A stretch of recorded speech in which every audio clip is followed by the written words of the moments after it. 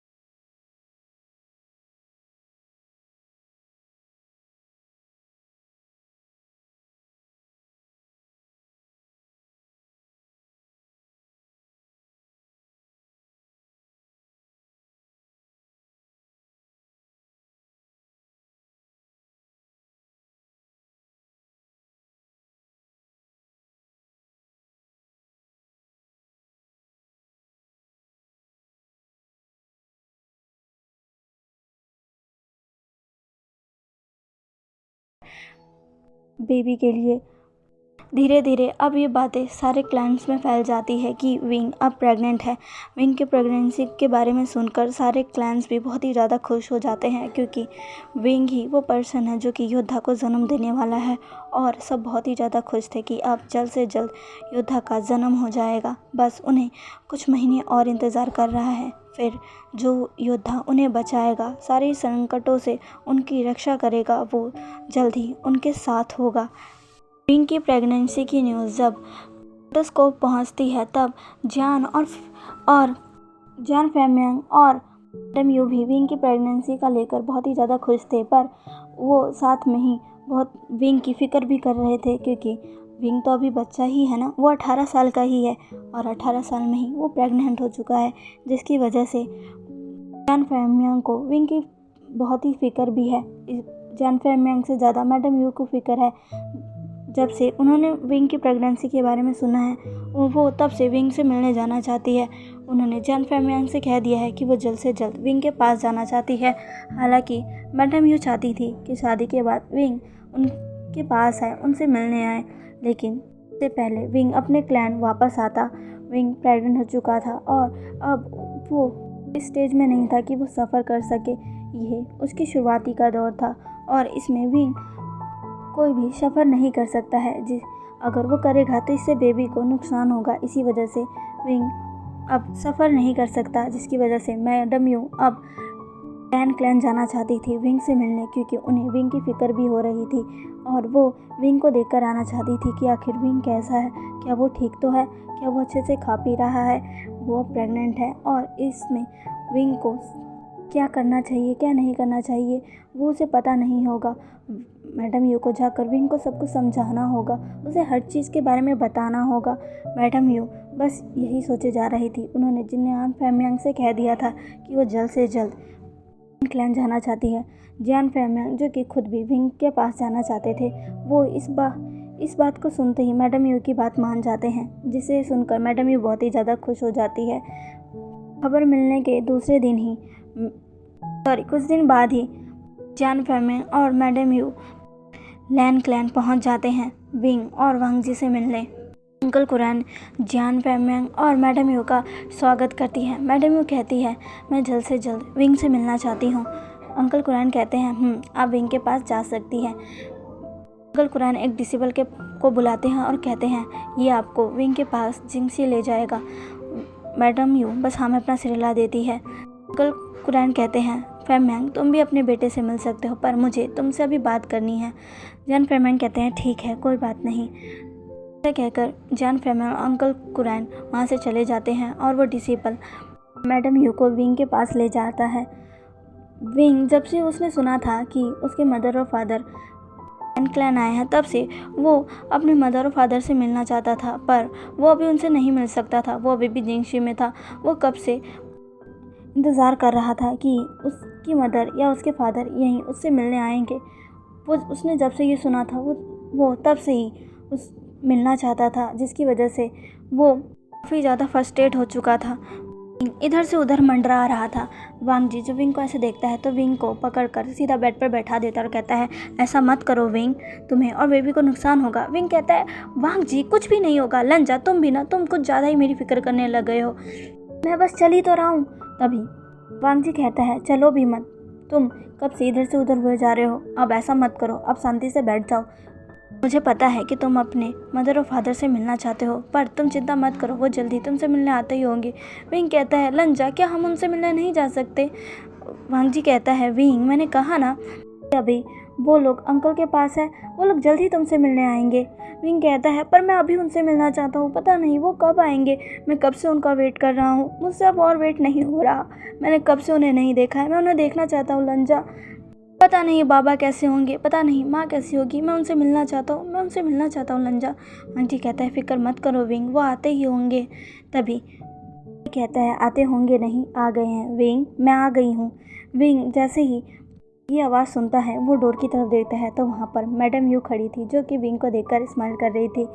Madam you को देखते ही wing बहुत ही ज़्यादा खुश हो जाता है और देखते हुए मैडम यू के पास आने लगता है। मैडम यू भी जल्दी से विंग के पास जाती है और दोनों ही एक दूसरे को हक कर लेते हैं। विंग कहता है, माँ मैंने आपको बहुत याद किया।